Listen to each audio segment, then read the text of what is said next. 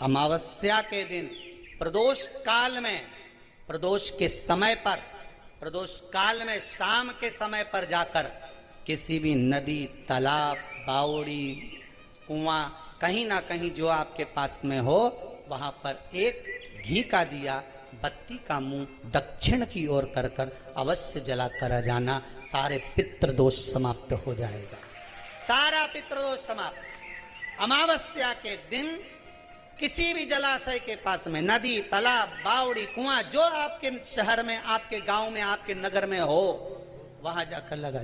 अगर नदी, तालाब, बावड़ी, कुआं नहीं है तो पीपल का वृक्ष हो या बेलपत्री का वृक्ष हो या बट का वृक्ष हो, उसके नीचे लगा दो प्रदोष काल में। पर अमावस्या के दिन लगाएं जरूर। क्यों?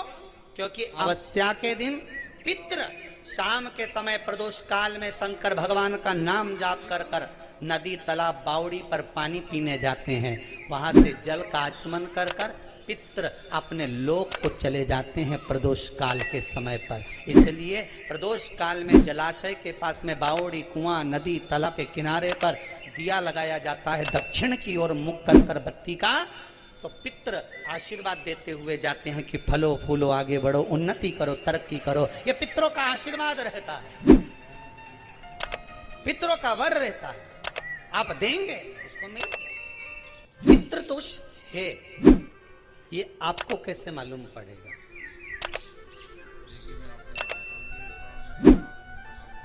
पितृ भूखे हैं, इसका तो वर्णन हमने पहले कर दिया कि रात्रि को जब आप सोने के बाद में 1-1.5 घंटे बाद अगर आपकी नींद खुल जाए, 1 घंटा 1.5 घंटा आप सोइए, उसके बाद जो नींद खुली तो 1-1.5 घंटे तक अगर आपको नींद नहीं आ रही है, रात्रि को सोने के बाद में 1 घंटे बाद जब उठे तो आपको प्यास लग गई, भूख लगने लगी, प्यास लगने लगी कि मेरे को पानी पीना पड़ेगा, घबराहट हो रही, पानी पीना पड़ेगा। 1-1.5 घंटे सोने के बाद अचानक नींद खुले और आपको प्यास लगे, समझ लेना आपके पितृ भूखे हैं और प्यास है।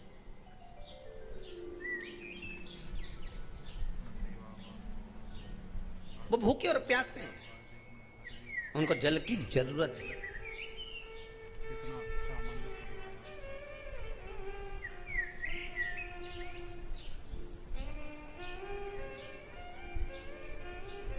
किसी भी नदी में, सरोवर में, कुंड में, बावड़ी में, तालाब में, आप तीर्थ में जाकर जब स्नान करते हैं तो स्नान करने के बाद एक काम का नियम बना लो कि अपने हाथ की अंजलि में जल लेकर अपने पूर्वजों को देना।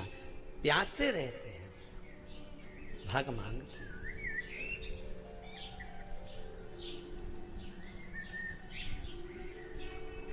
भाग प्राप्त करना। 3 वृक्ष पितरों के तुल्य हैं। पहला पीपल, दूसरा बट वृक्ष, तीसरा बेलपत्र का वृक्ष। ये पितरों के तुल्य हैं। अगर आपको रात्रि में नींद नहीं आ रही है, ऐसा लगता है कि रात्रि को 1 घंटा 1.5 घंटा सोने के बाद कुछ गलत गलत विचार आने लगते हैं, नींद सुबह 3 बजे तक, 4 बजे तक नहीं आती, 4 बजे के बाद फिर नींद आती है, तो एक प्रैक्टिकल जरूर कर कर देखना। एक प्रैक्टिकल करने में क्या जाता है, प्रयास करने में क्या कुछ जाता है क्या? प्रैक्टिकल कर कर देखना कि कहीं श्योर वाला महाराज झूठ तो नहीं बोल रहा, तो प्रैक्टिकल करने में कुछ नहीं जाए। 1 लोटा पानी लो, उसमें थोड़ा सा कच्चा दूध डाल लीजिए, बेलपत्री का पेड़ या पीपल का पेड़ या बट का पेड़, इन पेड़ के नीचे ले जाकर उस दूध को दोपहर में सुबह 10 बजे से लेकर 12 बजे के बीच में ले जाकर चढ़ा दीजिए। रात्रि को फिर ना आपको प्यास लगेगी, ना भूख लगेगी, नींद एक बार लगी तो सुबह ही खुलेगी। प्रैक्टिकल करने में क्या जाता है? पानी डालने में तुम्हारा कुछ जाएगा?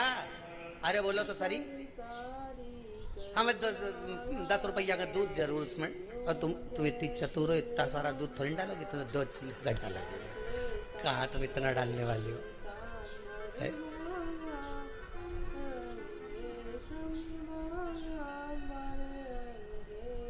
प्रैक्टिकल करने में क्या जाता है? कुछ भी नहीं बिगड़ेगा। ये तो बस जल डालोगे तुम्हारा ही कुछ अच्छा हो सकता है, बाबा की कृपा।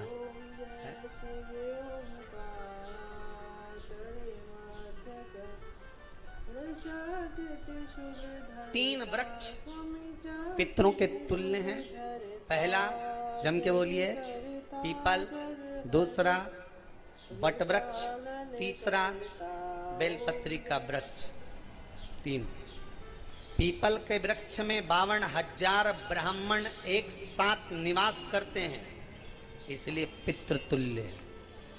बट वृक्ष ब्रह्मा जी के मस्तक से बना, इसलिए पितृतुल्य। और बेलपत्री का वृक्ष माता पार्वती जी के अश्रु से बना। जब आंसू गिरे थे माता जगत जननी जगदम्बा पार्वती के, उस समय पर पितृलोक में हलचल उत्पन्न हो गई थी। हमारी नातिन की आंख में आंसू कैसे आ गए? मैनावती की पुत्री है।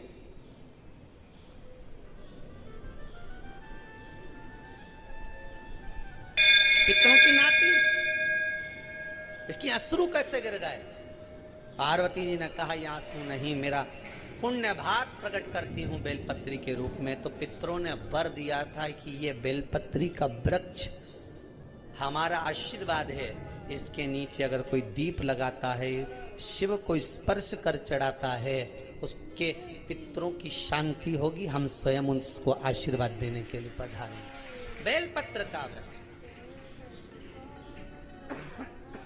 पितृतुल्य।